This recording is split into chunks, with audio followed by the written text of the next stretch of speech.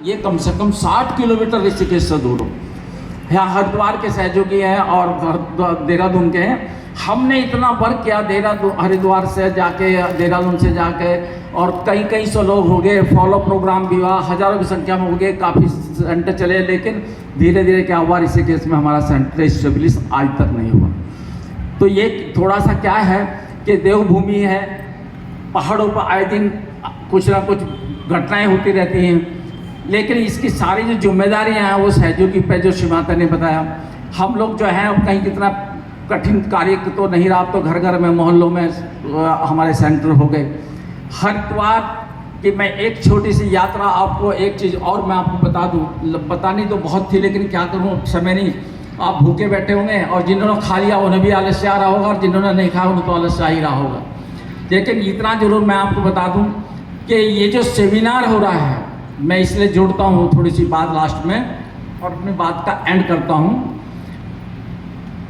Seminar का हमारे उत्तराखंड में बहुत बड़ा महत्व है।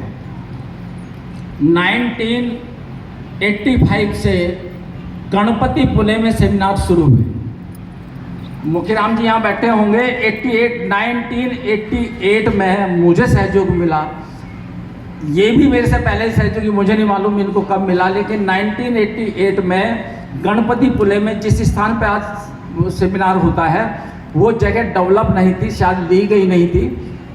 मालकुंड एक छोटा सा गांव है उस जगह से पहले, MTDC के और उस जगह के हमारे जो स्थल है शिव माता जी का, उसके बीच में छोटा सा गांव मालकुंड, वहाँ पर सहयोग का कुछ लोगों के द्वारा शुरू हुआ। 1988 में वो भी हमारे याद है कि जब वहाँ लाइट भाग गई तो मुखीराम को कहा गया, किसी ने बताया जी हमारे बीच में भी एक ऐसा है गायक कि अगर वो गाएगा तो सब सुन लेंगे। कोई बात नहीं, लाइट चली गई तो बुला गया, बुलाओ शिवाते का बुलाओ। और बात फिर ये मुखीराम ने वहाँ, तुम जानो इनकी कलाकारी क्या है, इन्होंने दिखा। उस दिन से शायद इनका ये इंटरनेशनल कलाकार बन गए। राजेश है, वर्मा है, दीपक है, मुखीराम जी को तो यहाँ भी माइक ना दो तो काम कर देगा। तो स्थिति यह है कि वो वहाँ होता था।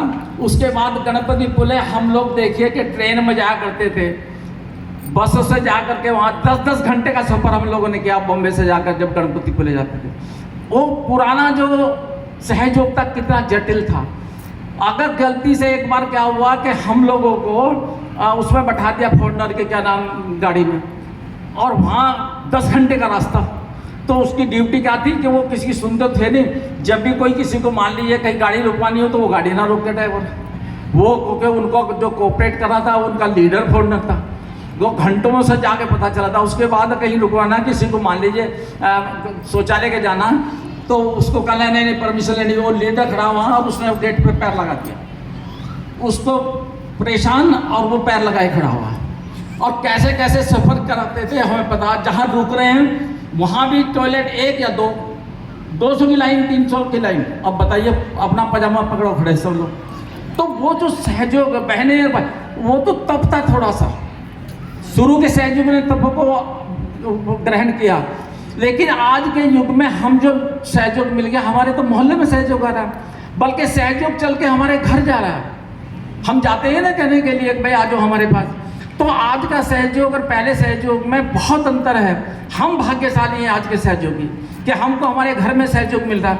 लेकिन सच ये है कि क्या, मैं एंड पर यही बात करना चाहूँगा। बहुत कुछ बातें थी जो मैं बता सकता था, इतनी लंबी चौड़ी कहानी है उत्तराखंड के में, क्योंकि गंगा जी यहाँ हैं, हरिद्वार में गंगा बन के चलती है, ऊपर 3 नदियाँ हैं, सहस्रार यहाँ पर है, सारा कुछ यहाँ है। लेकिन बात यही है कि भगवान हरिद्वार में नहीं आए। और जब उस दिन एक प्रोग्राम जिस दिन जगह थे, तो शिव माता जी का मैं आपको चमत्कार बता रहा हूँ। वापसी आते हुए शिव माता जी के दिमाग में बात रही कि मेरे बच्चे हरिद्वार से वापस गए थे सुबह सुबह, और मैं आपको बता दूं छोटे छोटे बच्चों को लेकर के बहनें आई थी, सर्दी का मौसम था, कितनी तकलीफ वहाँ को हुई होगी।